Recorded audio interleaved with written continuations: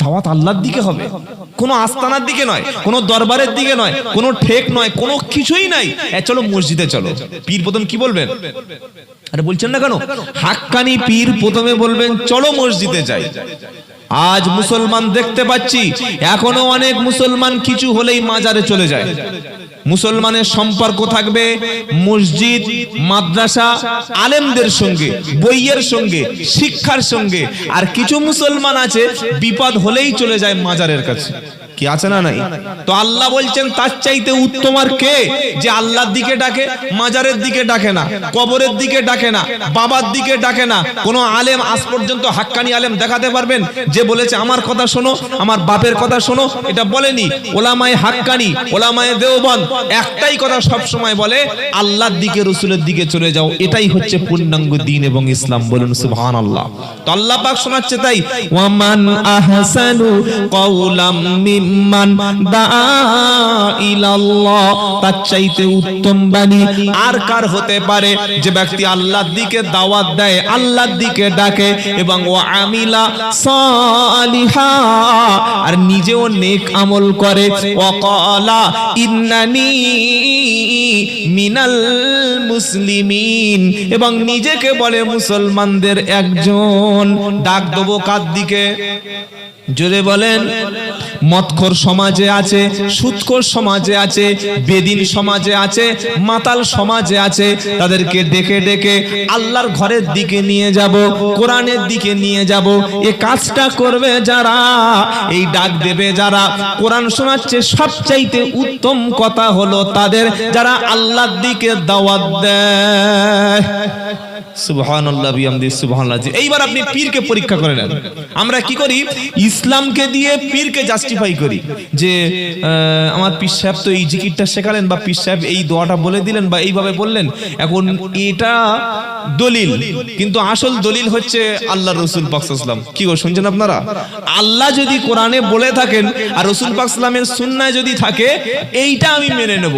পীর সাহেব করুক বা না করুক, আমার হুজুর সাহেব করুক বা না করুক, আমার মুফতি সাহেব করুক বা না করুক, এটা আমাদের দলিল না। কিন্তু আমরা এমন অন্ধভক্ত হনুমান হয়ে যাই যে আমার বাবা যেটা বলেছে ওটাই আমার দলিল। সামনে কোরআন এনে দিলে, সামনে নবীর সুন্নাহ এনে দিলে, সবকিছু দলিল এসে যাওয়ার পরে মানুষ তখন বলে, কালকের আমার কিছু বন্ধু বান্ধব বসে আছি আসরের নামাজের পরে, তো বসে বসে দেখি ওই এই অনেক সময় দেখবেন হ্যান্ডবিলে বা বিভিন্ন ক্যালেন্ডার, এটা খুব ভালো করে শুনুন, বিভিন্ন ক্যালেন্ডার, বিভিন্ন হ্যান্ডবিল, বিভিন্ন ইস্তেহার, বিভিন্ন রকম যে ইসলামিক লিফলেট ছড়ানো হয়, ওর একদিকে লেখা থাকে আল্লাহ, একদিকে লেখা থাকে মুহাম্মদ, একদিকে কাবা শরীফের ছবি, একদিকে রাসূল পাক সাল্লামের কবর বা মাজার বা রওজার ছবি। কি বাবা আছে না নাই? উপরে লেখা থাকে বিসমিল্লাহির রহমানির রহিম। আমি আমার যে মাদ্রাসা, আমি বললাম এবার থেকে মাদ্রাসার বিল আগে চাপিয়ে দিয়েছি ভুল করে এই 1000 মতো। এবার নতুন যে বিলটা আসবে, ওই উপরে কাবা বা উপরে মদিনা, এটা আমরা আর রাখবো না। তখন একদল ছেলে বললে, কি হুজুর মক্কা মদিনা রাখা, সেদিকে লাভ দিয়ে উঠেছে, মক্কা মদিনা রাখা যাবে না, আল্লাহ রাসূল রাখা যাবে না, মুহাম্মদ নাম রাখা যাবে না? ভাই ঠান্ডা হয়, চিল্লাচ্ছিস কেন? চিল্লায় কারা? কারা চিল্লায়? অভদ্র, অশিক্ষিত, ইলিটারেট, জাহিল, এরাই চিল্লায়। যারা জ্ঞানী মানুষ, শিক্ষিত, কোনদিন চিল্লায়? কথা বলে না।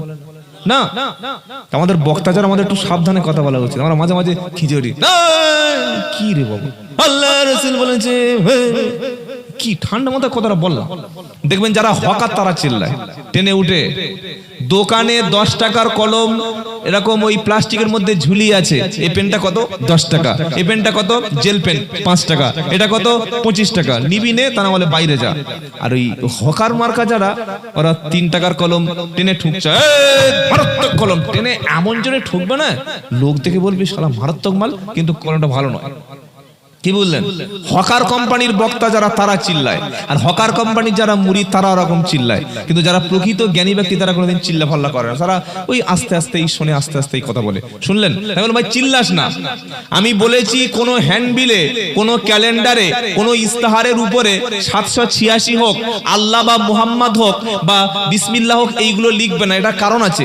আপনি একজনকে হাতে বিল ধরিয়ে দিলেন, আপনি একজনের হাতে একটা ইস্তেহার ধরিয়ে দিলেন, কে কে আসছে মুখ বক্তা অমুক অমুক বা ক্যালেন্ডার এই বা দেখে ওটাকে নিয়ে ও চুমু খেয়ে আর ওই একদম ওই আসমানে রেখে দেবে, তাই তো নাকি? ফেলে না, নর্দমায় ফেলছে, সেখানে কুকুরও পেশাব করছে, মুসলমান পেশাব করছে, অমুসলিম পেশাব করছে। তার মানে আমি যদি ওই ছবিটা, ওই আল্লাহটা, ওই রসুল শব্দ ব্যবহার না করতাম, তাহলে রসুলের অপমান হতো না। এজন্য ইসলামে কোনো ছবি, কোনো ফটো, কোনো মূর্তি নেই। বলুন সুবহানাল্লাহ। অনেক ভণ্ড পীরেরা বলে এটা আমাদের বড় পীরের ছবি, এটা খাজা বাবার ছবি, এটা বিশ্বনবীর চুল মোবারক, বলে না? আরে বলছেন না কেন? সবুজ পাকড়ি এনে বলছে বিশ্বনবীর পাকড়ি মোবারক, বিশ্বনবীর লাঠি মোবারক। আবার দেখবেন অনেক কবরের উপরে সবুজ চাদর মানে দিয়ে ছবি ছেড়ে বলছে এটা হাজা মোহাম্মদ নবী মুহাম্মদ সাল্লাল্লাহু আলাইহি ওয়াসাল্লামের এটা কবর। মুসলমানের কবর কোথা পেলে? বলে না এটা গোপন থেকে তুলেছে। এগুলো বিশ্বাস করবেন। আবার বলছে এগুলো শেয়ার করুন, এগুলো আমিন কেউ না লিখে যাবেন না। এসব ভুয়ো কথাবার্তা। আল্লাহ রসুলের পাগড়ি, নবীর জুব্বা মোবারক যদি থাকে তো মদিনায় থাকার কথা, মক্কায় থাকার কথা। কোথাও পাওয়া গেল না, এ ভারতবর্ষে চলে যাচ্ছে। এগুলো ভণ্ডামি ছাড়া আর কিছু নয়। বিশ্বাস করবেন না এগুলো, মনে থাকবে ইনশাআল্লাহ। তো যেটা শোনাচ্ছিলাম, কোন হ্যান্ডবিল, কোন ইস্তেহারের উপরে এই যে লিখে দিয়েছেন আল্লাহ বা মুহাম্মদ, আপনি মনে করছেন সম্মান বাড়ছে, কিন্তু ওটা পেশাব পায়খানার উপরে, ড্রেনের উপরে যখন পড়ে যাচ্ছে, লোক পা দিয়ে মারাচ্ছে, আল্লাহ রসুলের অপমান হলো না? হলো না? বলছেন না কেন? হলো। সেজন্য আমরা এই বিষয়গুলো একটু সাবধানে যেন থাকি। কি শোনাচ্ছিলাম? আল্লাহর কাছে সবচাইতে উত্তম কথা কার? যে আল্লাহর দিকে দাওয়াত দেয়, দাঈ ইলাহি বেনে যায়। বলি সুবহানাল্লাহি ওয়া বিহামদিহি সুবহানাল্লাহিল আযীম। আল্লাহ পাক জিকিরের প্রথম শব্দ বলেছেন কোরআন। আপনি এবার পরীক্ষা করে দেখুন আপনি কোরআন পড়তে পারেন কিনা। যদি না পারেন শিখবো সকলে ইনশাআল্লাহ বলেন। কোরআন কতদিন বয়স পর্যন্ত শেখা যায়? কি গো? মৃত্যুর আগ পর্যন্ত। অনেক মানুষ বলে কোরআন শিক্ষা করা কঠিন। আল্লাহ সূরা কমারে বলছেন 4 বার, ওয়ালাকাদ ইয়াসসারনাল কুরআনা লিযিকির ফাহাল মিন মুদ্দাকির। 4 বার আল্লাহ উত্তর দিচ্ছেন। আল্লাহ বলছে শোনো, কোরআন শিক্ষা করা সহজ, কোরআন পড়া সহজ, কোরআন গবেষণা করা সহজ। কে আছো এসো কোরআন থেকে শিক্ষা গ্রহণ করবে। সুবহানাল্লাহ বিহামদিহি সুবহানাল্লাহ আযীম। আজকের বিশ্বের জমিনে খ্রিস্টানরা, ইহুদিরা, অন্যান্য ধর্মের মানুষরা বিজ্ঞান নিয়ে গবেষণা করে তারা চাঁদে যাচ্ছে, রকেট বানাচ্ছে, বিভিন্ন রকমের পরমাণু আবিষ্কার করছে, আর আমরা মুসলমান থেকে বসে বসে ছোট ছোট বিষয় ঝগড়া করছি। কি আছে না নাই? ছোট্ট ছোট্ট বিষয় নিয়ে ঝগড়া করছি। তাই কবি কাজী নজরুল ইসলাম বলেছিলেন জানেন, বিশ্ব যখন আগিয়ে চলে আমরা তখন পিছে, বিবি তালাকের ফতুয়া খুঁজি কুরআন হাদিস চষে। বিশ্ব যখন আগিয়ে চলে আমরা তখন পিছে, বিবি তালাকের ফতুয়া খুঁজি কুরআন হাদিস চষে। হানাফি শাফি হাম্বলি মালিকি মেটেনি তখন গোল, হানাফি শাফি হাম্বলি মালিকি ওহাবি মেটেনি তখন গোল। গোল মানে গন্ডগোল, ওই চলেই যাচ্ছে হাজার হাজার বছর দূর থেকে। আর আজরাইল এসে বলল এবার তলপি তালপাতল, আজরাইল এসে বলল এবার তলপি তালপাতল। চল খুব হয়েছে, এবার চল আসল ঘরে চল। ছোট ছোট বিষয় লড়াই করবেন না, ছোট ছোট বিষয় লড়াই ভুলে যান। আমরা সকলে কোরআন শিখব বলি ইনশাআল্লাহ। পশ্চিম বাংলার জমিনে কেশপুরের মুসলমান শুনে রাখো, এমনও মসজিদ রয়েছে যে মসজিদে কোরআন শিক্ষা করার কোনো ব্যবস্থা নেই। ইমাম কেন রেখেছেন? একটা ড্রাইভারকে মসজিদে রেখে দিন। ইমামকে দিয়ে যদি কোরআন শিখিয়ে নিতে না পারেন, ইমামের দ্বারাই যদি মসজিদের বাচ্চাদের মক্তব না চালায়, তো ইমামের পিছনে আমার নামাজটা হয় লাভটা কি আছে? কি শুনছেন আপনারা? এর পিছনে সবচাইতে বড় দায়ী হচ্ছে জালিম কমিটি। তারা ৬০০০ টাকা, ৫০০০ টাকা, ৮০০০ টাকা ইমামকে বেতন দিচ্ছে। তা সেই মানুষটা কিভাবে খেদমত করতে পারে? বর্তমান যুগে এই সময়ে এই প্রেক্ষাপটে একটা ইমামের বেতন মিনিমাম ১৫ থেকে ১৮,০০০ টাকা হওয়া দরকার।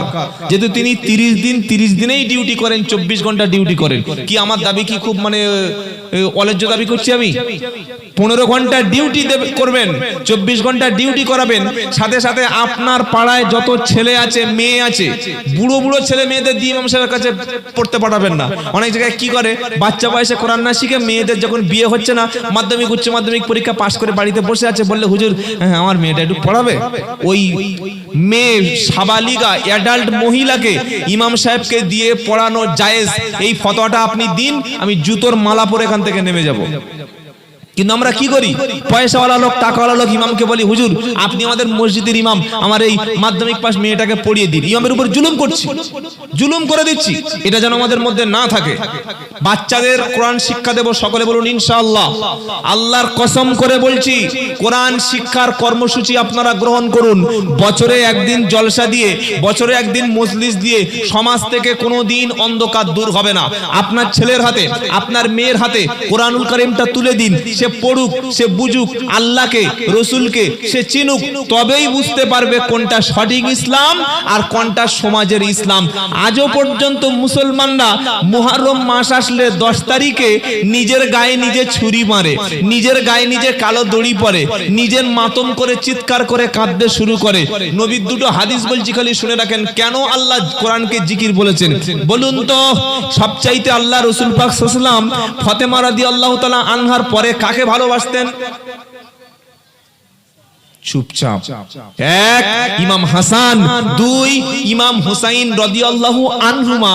তো ইমাম হাসান রাদিয়াল্লাহু তাআলা আনহু তিনিও শহীদ হয়েছিলেন, আর ইমাম হুসাইন রাদিয়াল্লাহু তাআলা আনহু তিনিও শহীদ হয়েছিলেন। একজন শহীদ হলেন শত্রুদের বিষের আঘাতে, আর একজন শহীদ হলেন শত্রুর তরবারির আঘাতে। তা আপনি ওই ইমাম হুসাইনের 10ই মুহররম আসলে রাস্তায় মিছিল করছেন, করুন, ভালো কথা, বুকে হাত চাপড়াচ্ছেন, চাপড়ান। তো ইমাম হাসান রাদিয়াল্লাহু তাআলা আনহু বিষ খেয়েছিলেন, একটু বিষ একটু খেয়েছেন কোনোদিন?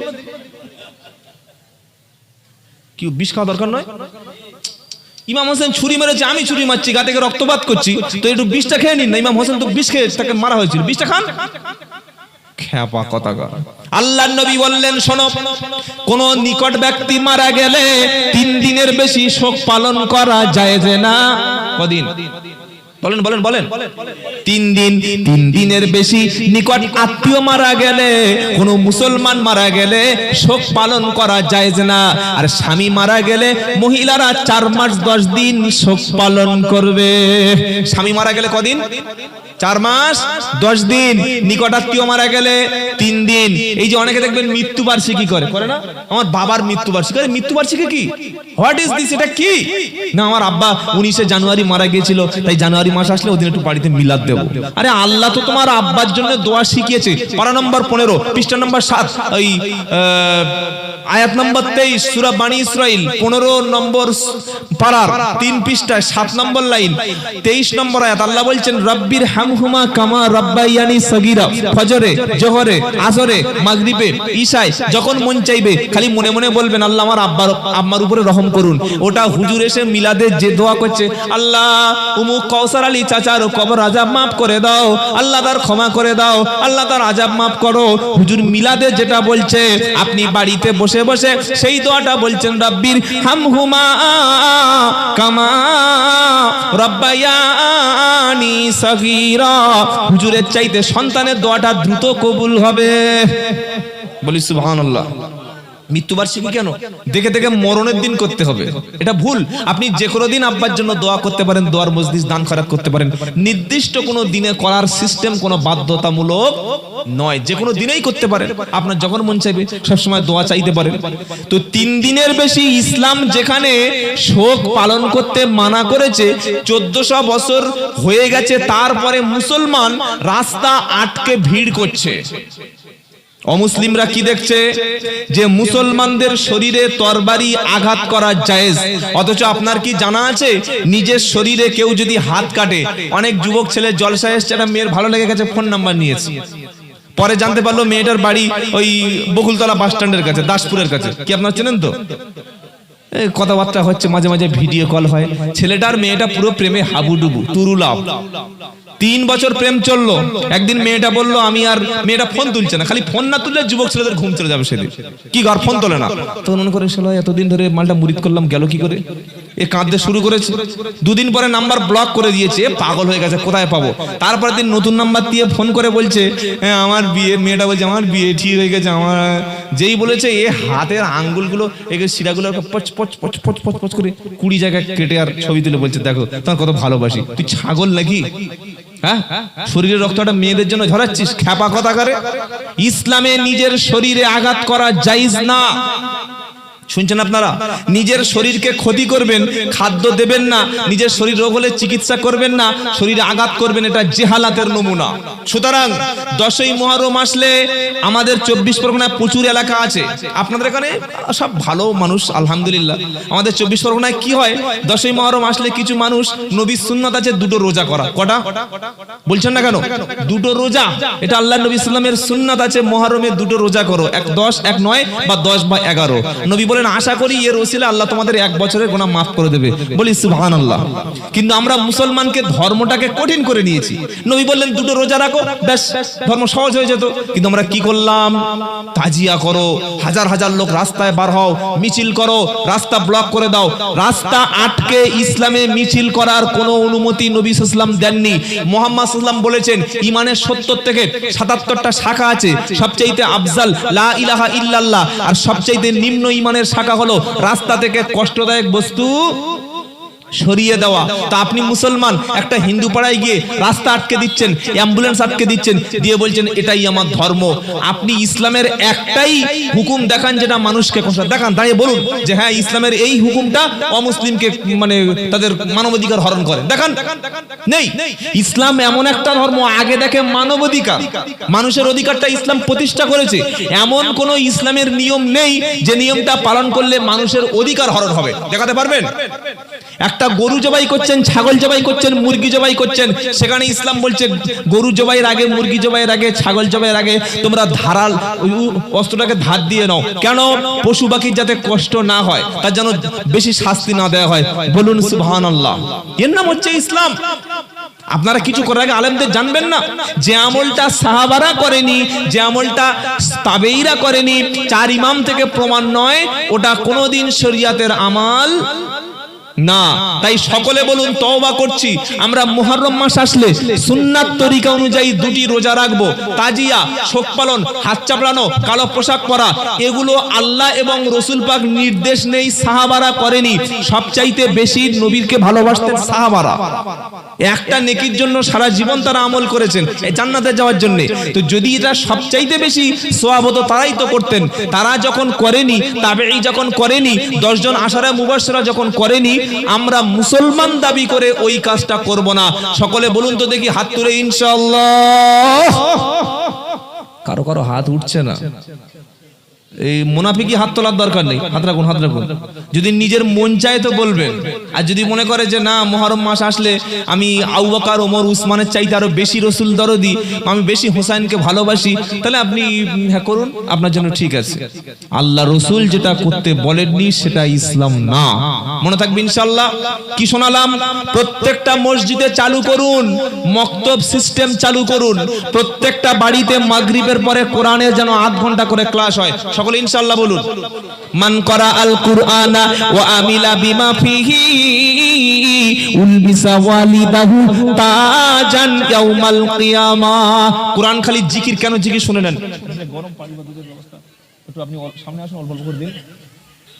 মান করা আল কুরআনা ওয়া আমিলা বিমা ফিহি, যে ব্যক্তি কুরআন পড়বে, কুরআন অনুযায়ী আমল করবে, বিশ্বনবী হাবিবুল্লাহ জনাবে মুহাম্মদুর রাসূলুল্লাহ সাল্লাল্লাহু আলাইহি সাল্লাম তিনি বলে গেছেন, কুরআন পড়বে যারা, কুরআন অনুযায়ী আমল করবে তারা, এই কুরআনওয়ালার আব্বা এবং আম্মার মাথায় কিয়ামতের দিন একটা নূরের টুপি, নূরের তাজ পরানো হবে।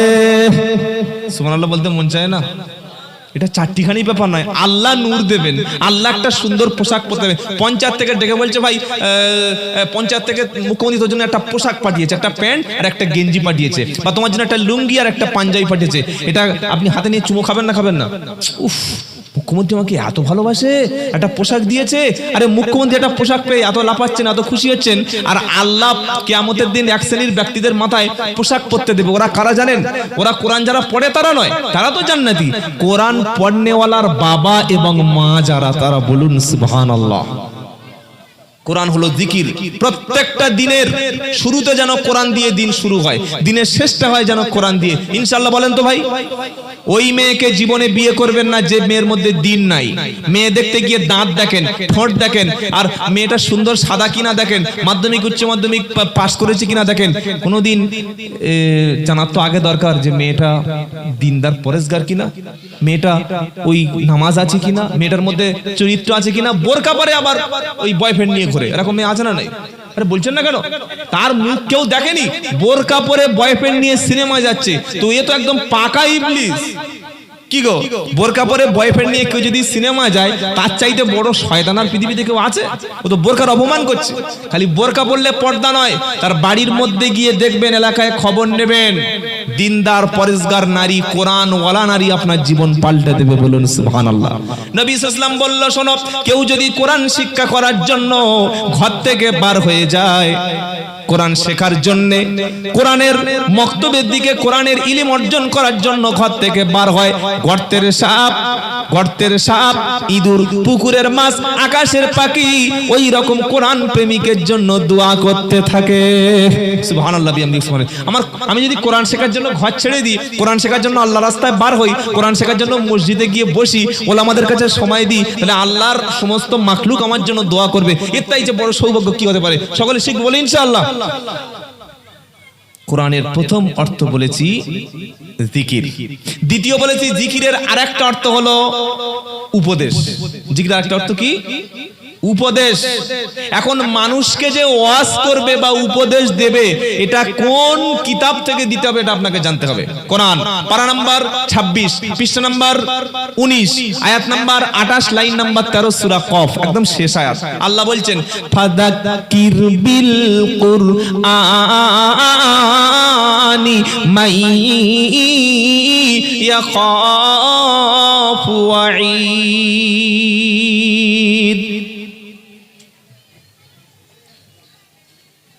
আল্লাহ বলছে, হাবিব শোনো, তুমি যখন উপদেশ দেবে, তুমি যখন মানুষের কাছে ওয়াজ করবে, তুমি যখন মানুষকে উপদেশ দেবে, কোরআন দ্বারা তুমি উপদেশ দান করো। যারা আল্লাহর দিকে ভয়ে আছে, তোমার কথা শুনে হয়তো তারা হেদায়েত পাবে। বলি সুবহানাল্লাহ। উপদেশ হবে কোরআন থেকে, ওয়াজ নসিহত কোরআন থেকে হবে। আজকের বাংলার জমিনে জলসা বেড়েছে না কমেছে? তাড়াতাড়ি বলুন। কত বেড়েছে জানেন? আরে অনেক। কি একটা গ্রামে 14টা জলসা? সর্বনাশ। আরো যদি হাওড়ায় যান আর হুগলিতে যান, হাওড়া জেলার সবচাইতে জলসা হয়। 4-5টা লোক মিলে একটা জলসা। হাওড়ার লোক তো পয়সাওয়ালা প্রচুর। কি গো, প্রচুর জলসা। তো জলসা বেড়েছে, বক্তাও বেড়েছে, তাবারকও বেড়েছে, মাইক বেড়েছে, প্যান্ডেলের এই সুন্দর ডেকোরেটরস এটাও বেড়েছে। কি বেড়েছে না বাড়েনি? সব বেড়েছে, কিন্তু হেদায়েত তো আগের মতো নেই। ফজরের সময় মসজিদের লোক নেই, বাপ মার ভাত দেওয়ার ছেলে নেই, মুখে দাড়ি রাখার মুসলমান নেই, স্বামীর খেদমত করার মহিলা পাওয়া যায় না। গ্রামে গ্রামে জলসাও বেড়েছে। 48 নম্বর আয়াতে আমার আল্লাহ পাক বলছে, আমার নবী যদি নিজের থেকে মন গড়া বানোয়াট কথা কোরআনের মধ্যে চালিয়ে দিত, আমি আল্লাহর নবীর ডান হাতকে চেপে ধরতাম, নবীর কণ্ঠশিরাকে টেনে ছিঁড়ে ফেলে দিতাম। আমার হাত থেকে আমার নবীকে তোমরা কখনো কেউ বাঁচাতে পারতে না। একবার জোরে সুবহানাল্লাহ বলুন দেখি। চারটিখানি ব্যাপার। আমার নবীকে বলছে, তুমি নিজের কথা কোরআনের মধ্যে চালিয়ে দিও না, আর তুমি যখন বক্তব্য করবে কোরআন দ্বারাই উপদেশ দাও। কি গো, আজকের ওলামারা যারা হাক্কানি ওলামা, কোরআন দ্বারাই মানুষকে বোঝায়। কিন্তু যারা ভণ্ড, যারা কোরআন পড়েনি, পশ্চিম বাংলার অন্তত 20টা পীর সাহেব আছে, আমি নাম ধরে বলতে পারি কিন্তু বলবো না। এই 20 থেকে 22টা পীর সাহেব আমি যে জলসায় যাই, নাম শুনে তারা আর আসে না। কে আছে? আব্দুল্লাহ জুবাইর, জলসা বাদ দিয়ে দাও। আমাকে ফোন করে বলছে, মুখ পীর সাহেব আসবে না। কেন আসবে না? বলে না, আব্দুল্লাহ জুবাইর আমাদের বিরুদ্ধে কথা বলে। আমি বললাম, ভাই, আমি হাক্কানি পীরের পক্ষে আছি, ছিলাম এবং ভবিষ্যতে থাকবো। আমি নামার পরে তুমি উঠে বলবে যে যারা মসজিদে কোরআন শেখাতে আসে তাদেরকে ঝাঁটিয়ে বিদায় করে দাও, মসজিদে শোয়া যাবে না, মসজিদে কোরআন শেখানো যাবে না। তো এইটা তুমি বলবে আর আমি প্রতিবাদ করবো না? কি শুনছেন আপনারা? আমি নামার পরে তুমি জেরক্স করা তাবিজ পেশাব করে না, পায়খানা করে না, পানি নেয় না, উজু গোসল জানে না, মদ খায়, তার তাবিজ দিয়ে দেবে, মেয়েদের দিয়ে পা টিপিয়ে নেবে, মেয়েদের মাথায় ফু দিয়ে দেবে, বাচ্চা দুধ হয় না, তুমি তার মানে লজ্জাস্থানে ফুঁক দিয়ে দেবে, আমি এটাকে প্রতিবাদ করব না? এই ভয়ে অন্তত 20টা পীর সাহেব আছে যারা আমার সঙ্গে বক্তব্য করে না, বলে ও আসলে আমি যাব না। আরে ভাই সাহস আছে, হায় আমি ভুলটা তুই প্রমাণ করে দে না, তুই পালিয়ে বেড়াচ্ছিস কেন? মনে রাখবেন, আমি প্রথমে শুনিয়ে দিয়েছি কোরআন হলো জিকির, দ্বিতীয় জিকিরের আরেকটা অর্থ হলো কি? উপদেশ। আপনি যখন কাউকে নসিহত করবেন, উপদেশ দেবেন, কোনো আজেবাজে কথা বলবেন না, আল্লাহর কোরআন থেকে বলবেন, ইনশাআল্লাহ হেদায়েত হবে। বলি সুবহানাল্লাহ। শুনছেন আপনারা? এবার বলে হুজুর একটা প্রমাণ দেন। আমাদের নবীর অনেক দিন আগে একজন জ্ঞানী ব্যক্তি ছিলেন, নাম হচ্ছে লুকমান হাকিম। কি নাম বললাম? লুকমান। উনি নবী নন, রাসূল নন, পীর নন, পয়গম্বর নন, ওলি নন, একজন মুত্তাকি। তিনি কালো ছিলেন, বেটে ছিলেন, তার সমাজে পরিচিত ছিল না, তার পেশা তিনি ছিলেন একজন রাখাল, ওই মোষ চড়াতেন, ছাগল, দুম্বা, উট, ভেড়া চড়াতেন।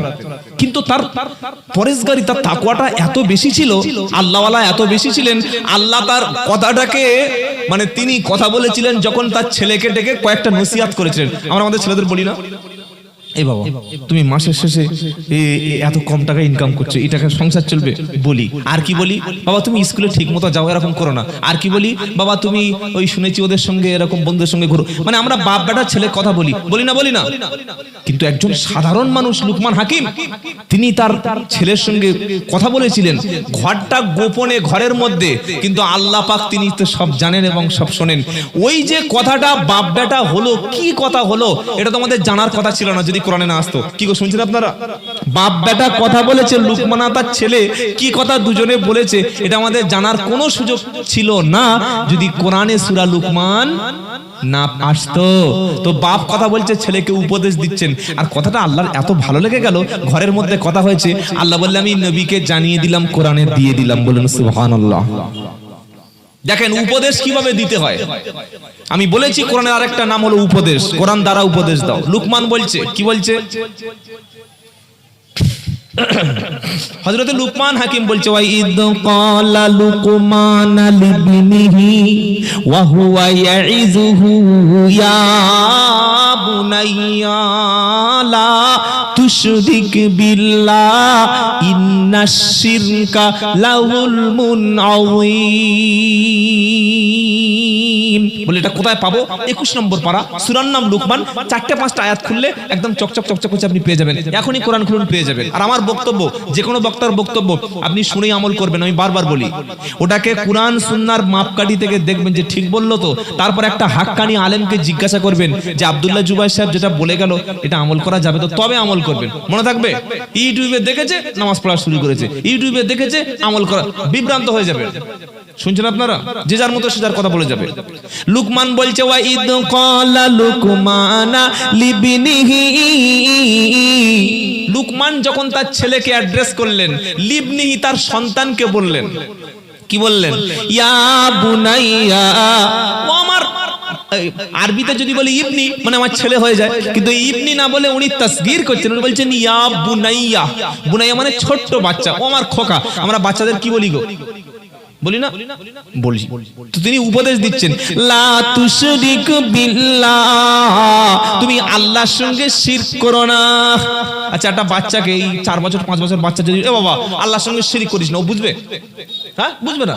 এই বাচ্চাকে বলতে হয় শিরক যে বাচ্চা তাওহীদ এবং শিরকের জ্ঞান আছে। কি গো শুনছেন আপনারা? এখানে 4টে পয়েন্ট। নাম্বার 1, আপনি আপনার বাচ্চাকে প্রথমে তাওহীদ আর শিরক শেখাবেন।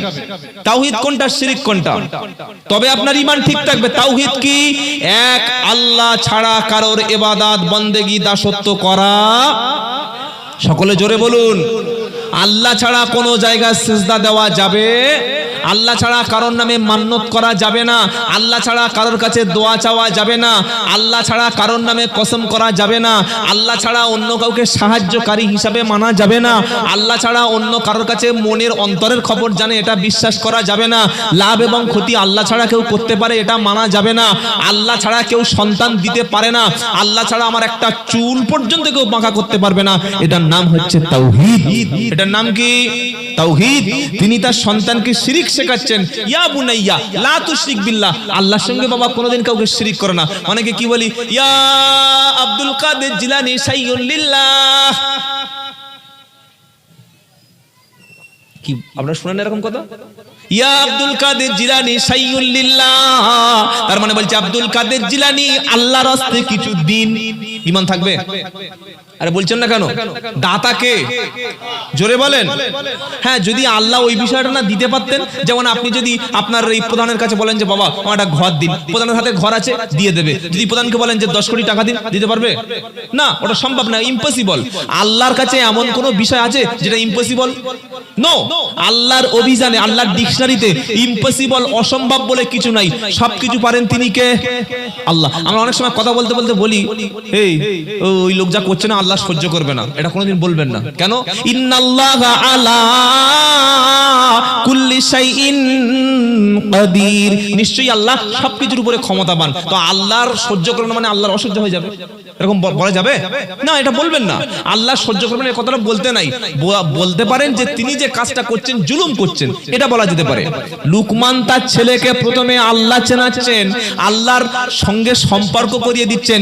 আমাদের ছোট্ট ছেলেকে প্রথমে আমরা আল্লাহ চিনিয়ে দেব, বলি ইনশাআল্লাহ। উপদেশ দেবেন বাচ্চাদেরকে, আপনার সন্তানকে দেখে উপদেশ দেবেন। আমি আব্দুল্লাহ জুবায়ের 3 ঘন্টা 4 ঘন্টা বক্তব্য করলে আপনার ছেলে আপনার মেয়ে যতটুকু পরিবর্তন না হবে, আপনি যদি আপনার সন্তানকে খাওয়ার সময়, দুপুরে লাঞ্চ করার সময়, রাত্রের ডিনারের পরে, বিছানায় ঘুমানোর আগে দেখে বলেন যে দেখো বাবা তুমি মুসলমানের ছেলে, বাবা তুমি মদ খেও না, বাবা তুমি হারাম খেও না, বাবা তুমি মিথ্যা বলো না, তুমি মুসলমান, তোমাকে মুসলমান হয়ে মরতে হবে। 3 ঘন্টা বক্তব্য চাইতে আপনার ছোট্ট একটা কথায় আপনার সন্তান পরিবর্তন হতে পারে। বলুন সুবহানাল্লাহ। যেন আপনি নিজেই বক্তব্য নিয়ে যান, আল্লাহ তার নবীকে শোনাচ্ছেন। নবী উপদেশ যখন দেবেন কোরআন থেকেই যেন ওয়াজটা হয়, বলি ইনশাআল্লাহ।